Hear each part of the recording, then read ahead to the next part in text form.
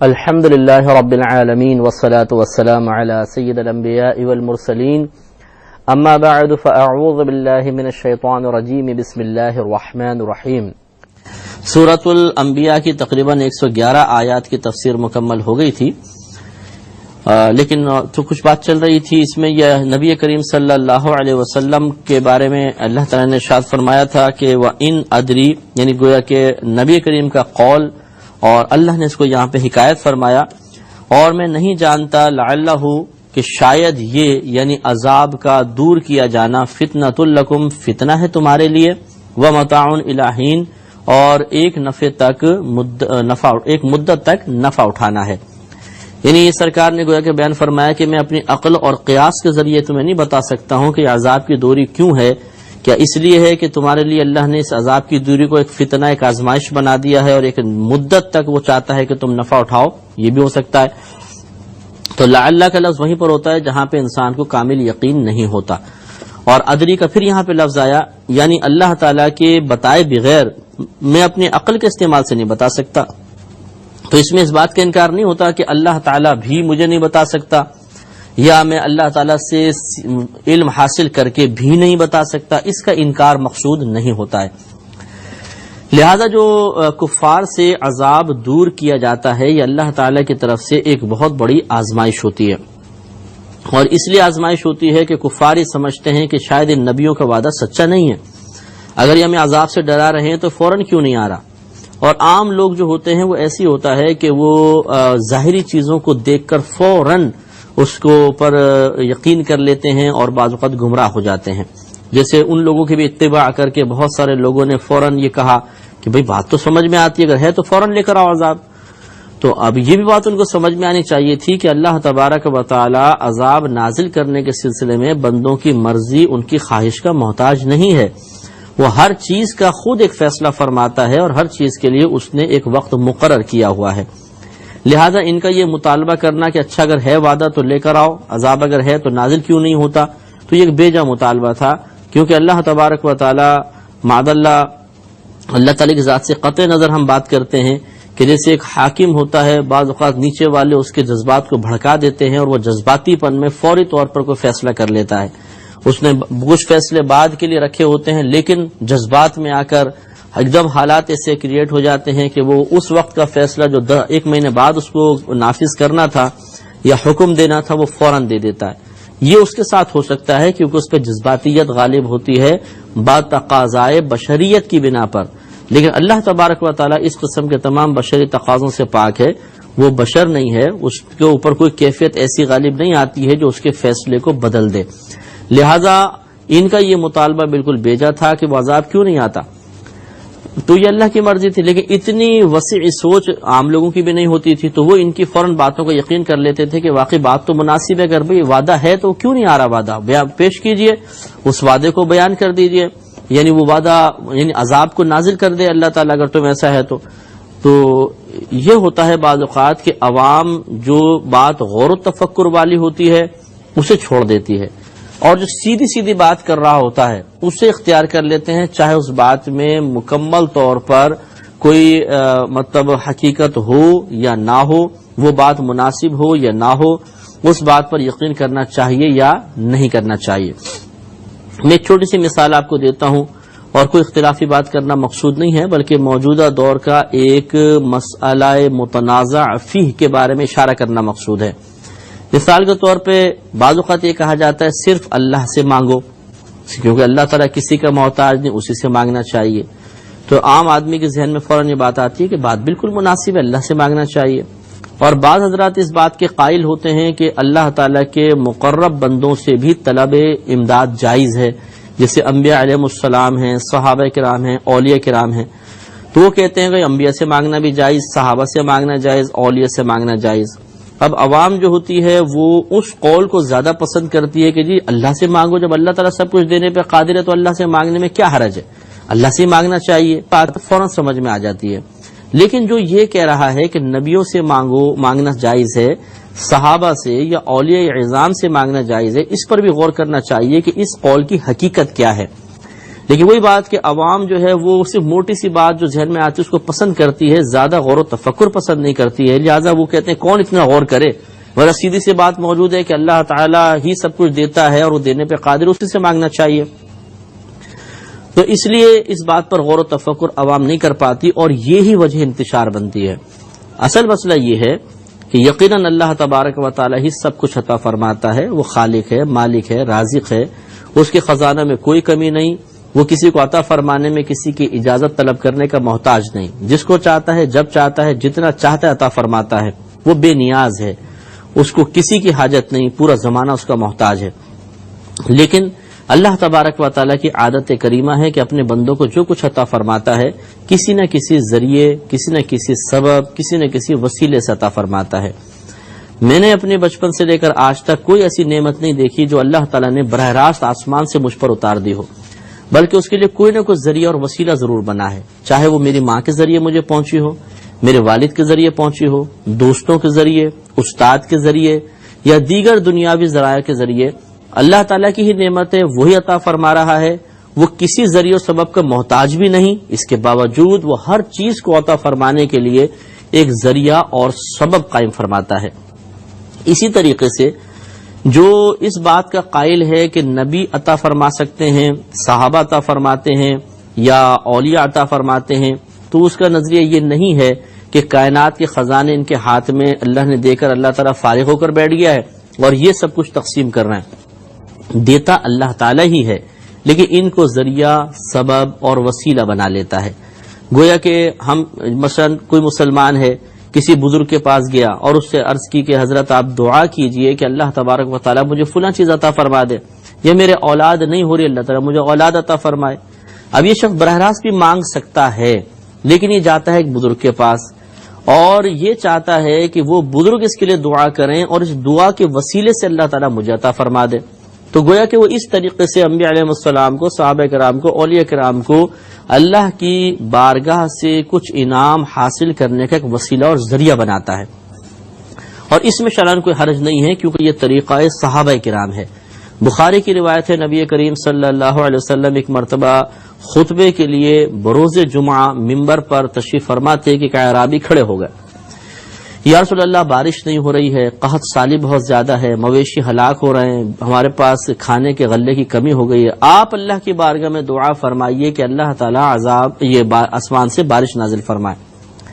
جواب میں نبی کریم صلی اللہ علیہ وسلم نے یہ نہیں فرمایا کہ اللہ تعالیٰ تمہاری آواز سنتا ہے، وہ سب کچھ براہ راست دینے پر قادر ہے، تم براہ راست اللہ تعالیٰ سے کیوں نہیں مانگتے ہو؟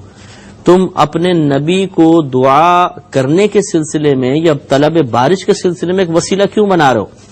بلکہ نبی کریم صلی اللہ علیہ وسلم نے دعا کے لیے ہاتھ اٹھا دیے۔ تو آپ کا دعا کے لیے ہاتھ اٹھانا اس بات کو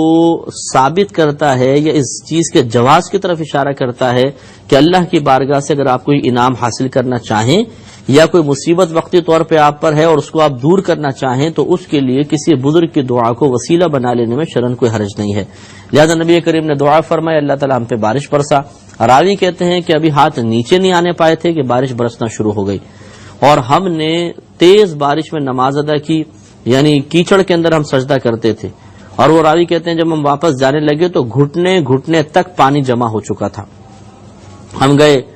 ایک ہفتے تک مسلسل بارش ہوتی رہی۔ اگلا جمعہ آیا، نبی کریم صلی اللہ علیہ وسلم ممبر اقدس پر جلوہ افروز ہوئے، وہی عربی یا کوئی اور کہتے ہیں کھڑے ہو گئے اور عرض کیا رسول اللہ صلی اللہ علیہ وسلم،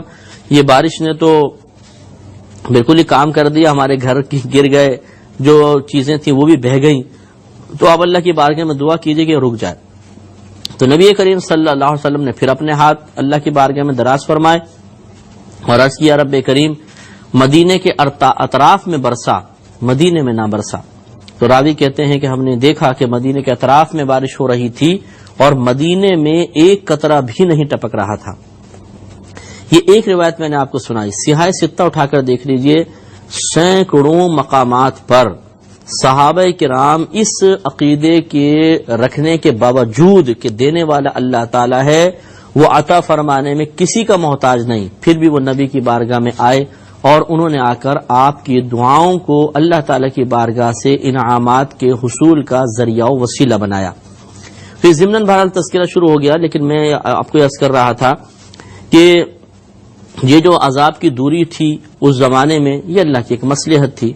کفار جو تھے عوام کے سامنے ایک ظاہری سی بات بولتے تھے جو آرام سے ان کی عقل میں آ جاتی تھی کہ اگر یہ نبی سچ کہہ رہے ہیں تو عذاب کیوں نہیں آ رہا. تو لوگ فوراً اس بات کو قبول کر لیتے تھے. اور نبی کریم صلی اللہ علیہ وسلم یا دیگر انبیاء علیہ السلام اس قسم کے لوگوں کو جب سمجھاتے تھے کہ اللہ کا ایک وعدہ ہے، اس کی عادت کریمہ ہے کہ وہ اپنے وعدے کو وقت پہ پورا کرتا ہے، تو انہیں ان باتوں میں غور و تفکر کرنا کہ اچھا اللہ کی عادت ہے اور پہلے بھی ایسا ہوتا رہا ہے اور یہ معاملہ وہ معاملہ، اتنے لمبے غور و تفکر کے لیے وہ ذہنی طور پر تیار نہیں ہوتے تھے اور اس طریقے سے وہ گمراہ ہو گئے. تو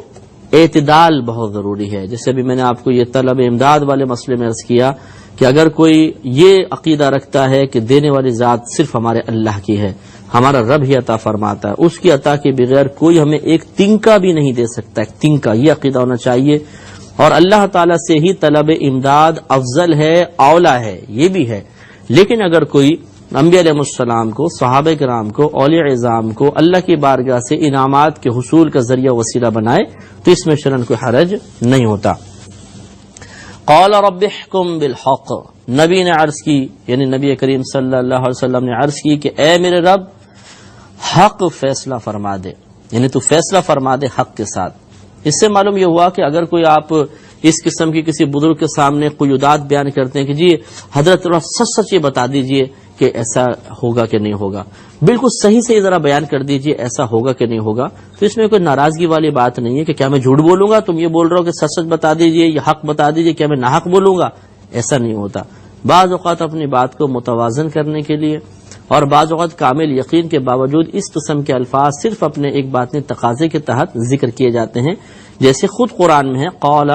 اللہ تعالیٰ نے ارشاد فرمایا کہ اے حبیب کریم صلی اللہ علیہ وسلم نے عرض کی رب احکم، اے میرا رب تو فیصلہ فرما دے، بالحق، حق کے ساتھ.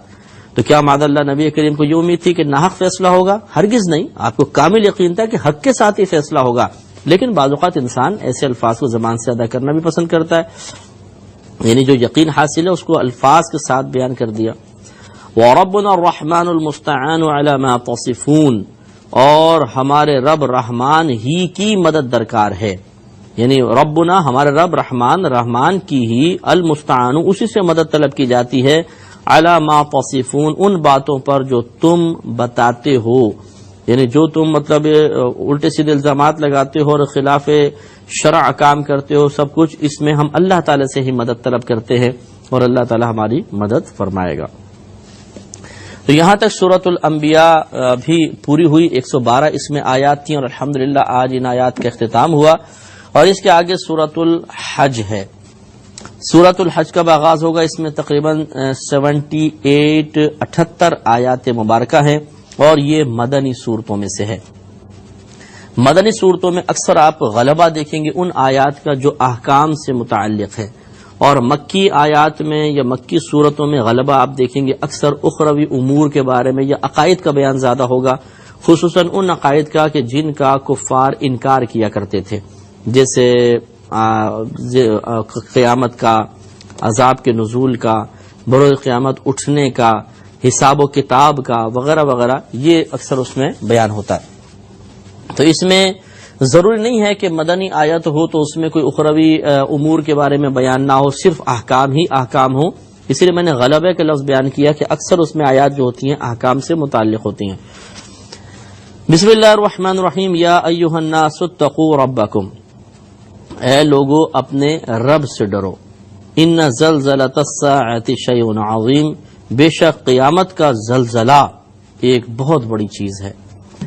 تو اے لوگو اپنے رب سے ڈرو. پہلے بھی میں نے آپ کو عرض کیا تھا کہ اللہ تعالیٰ سے ڈرنے کا مطلب اللہ تعالیٰ کی ذات سے ڈرنا نہیں ہے، کیونکہ اس کی ذات کا تصور آ ہی نہیں سکتا. تو جس ذات کا تصور ہی نہیں آ سکتا اس کی ذات سے ڈرنا کیسا؟ بلکہ مراد ہے کہ اللہ تعالیٰ کے عذاب سے ڈرو، اس کی گرفت سے، اس کی بے نیازی سے، اور اس کے ناراض ہونے سے ڈرو، کیونکہ جب وہ ناراض ہوتا ہے تو بعض اوقات دولت ایمان بھی سلب فرما لیا کرتا ہے. اس لیے اللہ تعالیٰ سے ڈرنا چاہیے. اور ڈرنے کا مطلب خالی یہ نہیں کہ قلب میں ایک وقتی طور پہ خوف محسوس کرنا، بلکہ ڈرنے کا مطلب یہ ہوتا ہے کہ جو اللہ تعالیٰ کے عذاب سے خوف کا تقاضا ہے اس تقاضے کو پورا کیا جائے. اور وہ تقاضا یہ ہے کہ انسان نیک اعمال کو، جو عبادات اللہ نے اس پہ فرض و واجب کی ہیں، انہیں ان کی مکمل شرائط کے ساتھ استقامت کے ساتھ ادا کرنا، اور جن گناہوں سے بچنے کا حکم دیا انہیں مکمل طور پر چھوڑنا، ان سے اجتناب کرنا۔ یہ ہے اللہ تعالیٰ کے خوف کا تقاضا۔ جب تک یہ تقاضا پورا نہیں ہو رہا تو حقیقتاً آدمی اللہ سے ڈرنے والا نہیں ہے، بلکہ ڈر اور خوف کی ایک وقتی کیفیت کا غلبہ ہے جو اس کے قلب پر ہو گیا، اور جب یہ غلبہ ختم ہوتا ہے تو پھر آدمی بے پرواہی نظر آتا ہے۔ اور پھر اللہ نے فرمایا ان زلزلۃ الساعۃ شیء عظیم، بے شک قیامت کا زلزلہ ایک بہت بڑی چیز ہے، کیونکہ بس اللہ تعالیٰ ہم سب کو محفوظ فرمائے اس اعتبار سے کہ قیامت کا زلزلہ جو قائم ہوگا صرف کفار پر ہوگا، مسلمانوں پر نہیں، کیونکہ عیسیٰ علیہ السلام جب دنیا میں تشریف فرما ہوں گے، امام مہدی رضی اللہ تعالی عنہ کا وصال مبارکہ ہو چکا ہوگا، تو پھر حضرت موسیٰ علیہ السلام شادی بھی فرمائیں گے، آپ کے اولاد بھی ہوگی، پھر آپ کا وصال مبارکہ ہوگا تو قوم میں بگاڑ پیدا ہوگا اور لوگ بت پرستی کی طرف مائل ہو جائیں گے، اور پھر ایک وقت آئے گا کہ پوری دنیا میں ایک بھی مسلمان باقی نہیں رہے گا، سب کے سب کافر ہوں گے، اور انہی کفار پر قیامت قائم ہوگی۔ اس کے بارے میں مزید کلام کریں گے لیکن اگلے پروگرام میں۔ وآخر دعوانا ان الحمد للہ رب العالمین۔